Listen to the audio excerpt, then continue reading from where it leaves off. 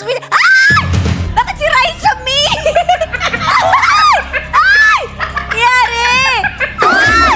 Chris Aquino's message to Raisa May in Eat Bulaga, parinig kay Kim Chiu.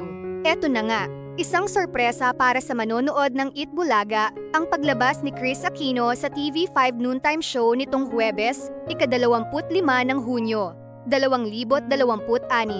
Ilang araw ng guest co-host sa Eat Bulaga, ang kanyang anak na si Bimbi Aquino Yap.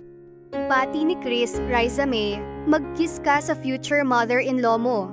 Pagkatapos nito ay nagpahaging si Chris sa mga nang-aapi umano kay Raisa May.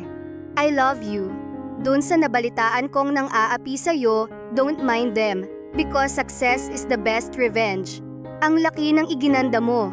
I think dahil may nagpapaganda sa'yo, sabi ni Chris kay Raisa May, sabay tingin kay Bimbi. Walang binanggit si Chris kung sino ang mga nag-aapi kay Raisa May.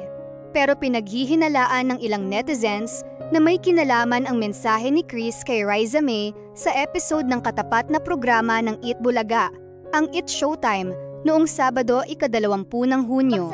Sa segment na Laro-Laro Pick ng Eat Showtime, binanggit ni Kim Chiu ang pangalang Raisa May sa skit nila ni Brent Manalo. Sa isang bahagi ng skit, tinanong ni Kim si Brent kung bakit hindi ito mapakali. Si Lotus Feet, nasa likod mo, reaksyon ni Brent.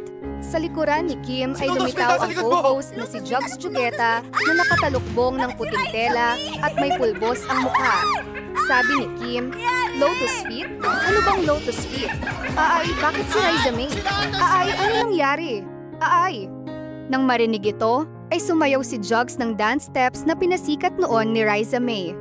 Sumali rin si Vice Ganda sa eksena dahil nagsisigaw siya ng, Ay, si Lotus Feet! Si Lotus Feet! May koneksyon si Chris kay Lotus Feet dahil ito ang kinatatakutang karakter sa kanyang blockbuster movie na Feng Shui na ipinalabas sa mga sinehan noong Setyembre 2024. Ang role na Lotus Feet sa Feng Shui ay ginampanan ni Rosita Lim. Pansamantalang nag-alis si Chris ng suot na face mask nang bigyan siya ng pagkakataong batiin ang mga manonood ng Eat Bulaga. Ipinagmalaki ni Chris na siya ang pumili ng kasuotan ni Bimbi na may letrang R. Sabi niya, alam mo, ako ang wardrobe niya. So nung nakita ko, ay may letter R. Binili ko agad. Nagpahiwatig din si Chris ng kagustuhang maging co-host ng Eat Bulaga nang sabihin niya, I love you to all the Dabarkads. Can I guest co-host next time? Cristina Bernadette Cojuangco Aquino is a Filipino television presenter, actress, talent manager, and film producer. Ipinanganak noong February 14, 1971 sa Quezon City. Samantalang si Raisa May Adizon is a Filipino television personality and actress. Ipinanganak noong June 12, 2005 sa Angeles City, Pampanga.